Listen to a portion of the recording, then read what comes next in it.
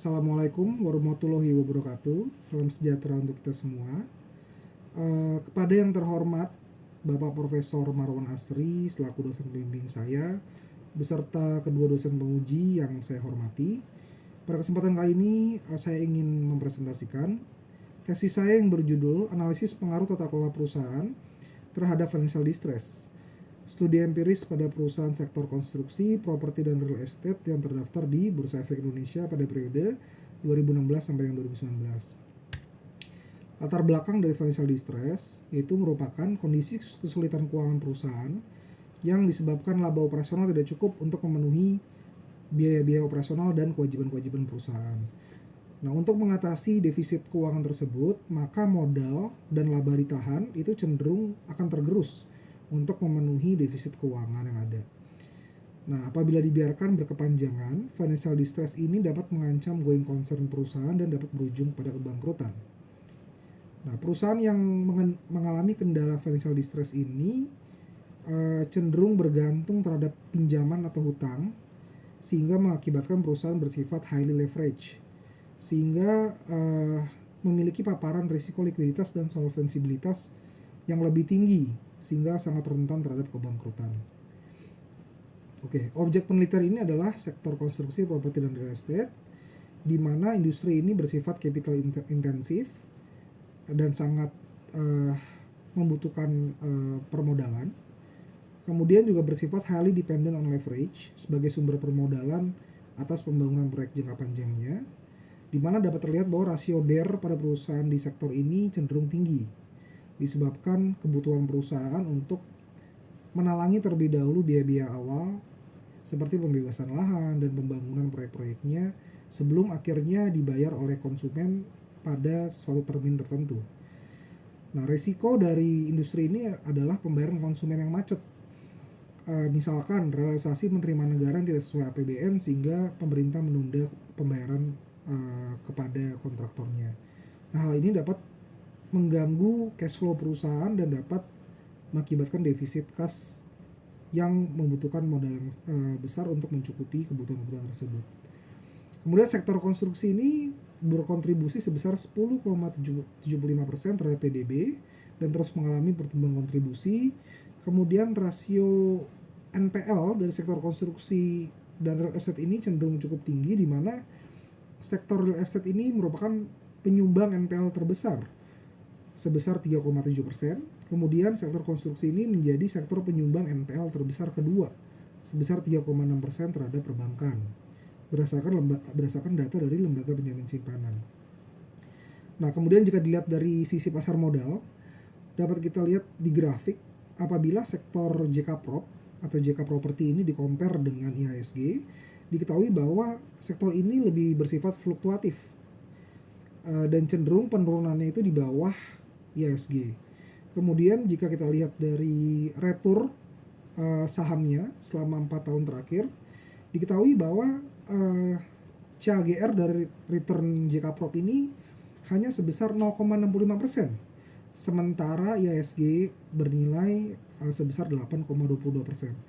Hal ini mengindikasikan bahwa sektor JK Prop ini memiliki performa yang kurang baik karena jauh di bawah market atau tidak bisa mengalahkan market, yaitu IHSG. Penyebab dari kinerja perusahaan yang kurang baik ini adalah rasio-rasio fundamental yang kurang memuaskan, di mana investor cenderung melihat rasio DER yang cukup tinggi beserta arus kas operasional yang defisit, sehingga investor menurunkan nilai saham di sektor JK Prop ini sesuai dengan kondisi fundamental tersebut. Nah, selanjutnya latar belakang variabel tata kelola perusahaan atau GCG, di mana GCG ini dipercaya dapat menurunkan risiko terjadi financial distress. Di mana kita ketahui di balik keberhasilan bisnis tentunya akan ada manajemen yang mengelola dan mengatur strategi perusahaan. Banyak kegagalan perusahaan disebabkan oleh tata kelola perusahaan yang buruk, sebagai contoh kasus Enron dan WorldCom di tahun 2001 serta kasus Lehman Brothers di tahun 2008 yang lalu. Kemudian GCG juga memiliki berbagai manfaat seperti pemaksimalan penggunaan sumber daya, lalu perolehan low cost investment, lalu juga dapat mengeliminasi masalah keagenan seperti fraud, tax avoidance, serta moral hazard seperti praktik manipulasi laporan keuangan yang dapat merugikan berbagai stakeholders. Nah, tata kelola perusahaan yang akan dibahas dalam penelitian ini terbagi ke dalam 2 proksi, yaitu struktur kepemilikan dan remunerasi eksekutif. Nah, struktur kepemilikan yang akan dibahas ini terdiri dari konsentrasi kepemilikan, insider ownership, foreign ownership, dan government ownership. Sementara remunerasi eksekutif diyakini dapat memacu kinerja manajemen karena adanya kompensasi yang berbanding lurus dengan kinerja dan hasil dari perusahaan atas pengelolaan manajemen. Nah, rumusan masalah dari penelitian ini adalah sektor konstruksi ini, properti dan real estate ini merupakan sektor yang bersifat highly dependent on leverage. Kemudian kinerja saham dia yang menurun juga menilai bahwa terdapat problem dari fundamental perusahaan. Nah, karena adanya kedua problem tersebut, maka dibutuhkan tata kelola perusahaan yang baik untuk dapat mengeliminasi agensi cost dan dapat mengelola perusahaan agar terhindar dari risiko financial distress. Oke, berdasarkan latar belakang dan rumusan masalah yang telah dipaparkan, maka pertanyaan penelitian ini terdiri atas 5 poin, yakni apakah tingkat konsentrasi kepemilikan berpengaruh terhadap financial distress, kemudian apakah insider ownership berpengaruh terhadap financial distress, kemudian apakah foreign ownership berpengaruh terhadap financial distress, kemudian apakah government ownership berpengaruh terhadap financial distress, dan terakhir apakah remunerasi eksekutif berpengaruh terhadap financial distress. Dan tujuan dari penelitian ini adalah menganalisis apakah terdapat pengaruh tata kelola perusahaan yang diproksikan oleh struktur kepemilikan dan remunerasi eksekutif terhadap financial distress pada perusahaan yang bergerak di sektor konstruksi, properti dan real estate yang terdaftar di BEI pada periode 2016 sampai dengan 2019. Untuk kajian pustaka yang menjadi landasan teori dalam penelitian ini adalah teori financial distress, kemudian teori keagenan yang dipopulerkan Jensen dan McLean, kemudian ada Altman IMS score yang merupakan modifikasi terakhir dari Altman Z-score untuk menilai kondisi kesehatan perusahaan. Kemudian adalah teori mengenai good corporate governance. Nah, hipotesis penelitian ini terbagi ke dalam 5 hipotesis. Yang pertama, ownership concentration berpengaruh secara negatif terhadap financial distress. Yang kedua, insider ownership berpengaruh secara negatif terhadap financial distress. Yang ketiga, foreign ownership berpengaruh secara negatif terhadap financial distress. Yang keempat, government ownership berpengaruh secara negatif terhadap financial distress. Dan kelima, remunerasi eksekutif berpengaruh secara negatif terhadap financial distress. Nah, model penelitian ini adalah untuk meneliti pengaruh variabel X dan variabel kontrol terhadap variabel Y-nya, di mana variabel X-nya itu adalah tata kelola perusahaan yang diproyeksikan dengan struktur kepemilikan dan executive remuneration. Lalu variabel kontrol terdiri atas 4 variabel, yakni age, size, revenue growth, dan cash flow to total asset. Dan variabel dependent adalah financial distress yang diproyeksikan dengan Altman IMS score. Oke, selanjutnya metode penelitian ini terbagi atas 3 poin utama. Yang pertama, jenis penelitian ini merupakan causal explanatory study, yakni penelitian yang dirancang untuk mengetahui pengaruh dari beberapa variabel terhadap variabel dependentnya. Kemudian metode pengumpulan dari data adalah menggunakan studi kepustakaan untuk memperoleh data-data sekunder yang diambil melalui situs-situs resmi seperti situs IDX, website resmi perusahaan, dan juga situs pendukung lainnya, beserta berbagai literatur seperti artikel, buku, dan jurnal penelitian. Kemudian metode pengelolaan data adalah metode pengelolaan data kuantitatif yang dianalisis menggunakan regresi linear berganda menggunakan software eFuse, di mana dilakukan uji asumsi klasik terlebih dahulu untuk menguji reliabilitas dari model penelitian. Nah, populasi dari penelitian ini adalah seluruh perusahaan yang bergerak di sektor konstruksi, properti, dan real estate yang terdaftar di BEI pada periode 2016-2019. Kemudian pemilihan sampel menggunakan teknik purposive sampling. Yang pertama adalah sampel merupakan perusahaan yang tercatat di BEI pada periode amatan. Yang kedua, sampel menerbitkan laporan keuangan untuk periode yang berakhir tanggal 31 Desember. Dan yang ketiga, sampel menyediakan seluruh kelengkapan data yang diperlukan dalam penelitian. Nah, berdasarkan metode purposive sampling, maka diperoleh jumlah sampel sebanyak 58 dengan 4 tahun amatan, sehingga diperoleh jumlah sampel observasi sebanyak 232 sampel.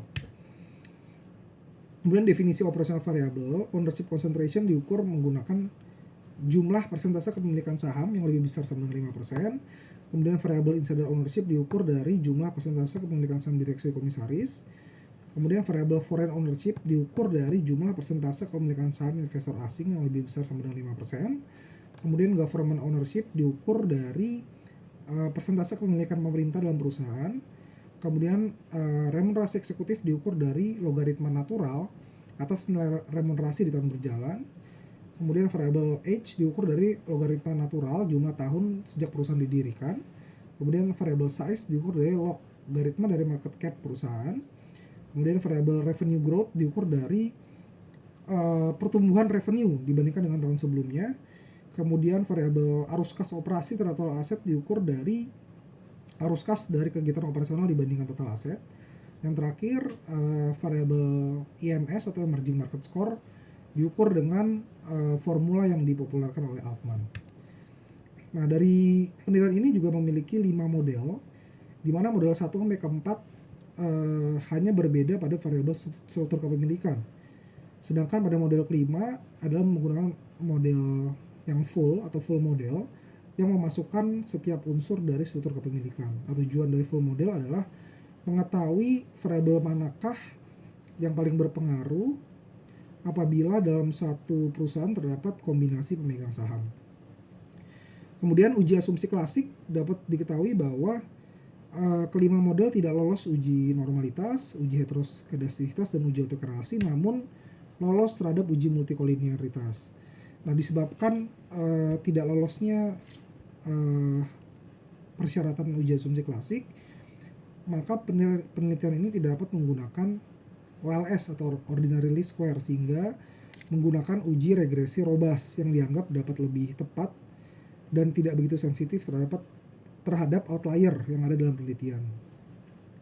Nah, berdasarkan uji regresi robust diketahui bahwa pada model 1 terdapat satu variabel yang tidak berpengaruh, yaitu variabel age. Kemudian pada model 2 terdapat 3 variabel yang tidak berpengaruh, yaitu insider ownership, age, dan size. Kemudian pada model ketiga terdapat 2 variabel yang tidak berpengaruh, yaitu variabel age dan size. Kemudian pada model keempat terdapat 2 variabel yang tidak berpengaruh, yaitu variabel age dan revenue growth. Dan pada model kelima terdapat 4 variabel yang tidak berpengaruh, yaitu insider ownership, foreign ownership, age, dan cash flow total asset. Nah, kesimpulan dari hasil regresi kita adalah hipotesis pertama ini didukung oleh model regresi 1 dan 5 yang membuktikan teori keagenan, di mana pemegang saham yang menanamkan modal dalam jumlah investasi yang cukup besar akan memonitor dan menetapkan keputusan strategis untuk memperoleh imbal hasil yang maksimal atas investasinya.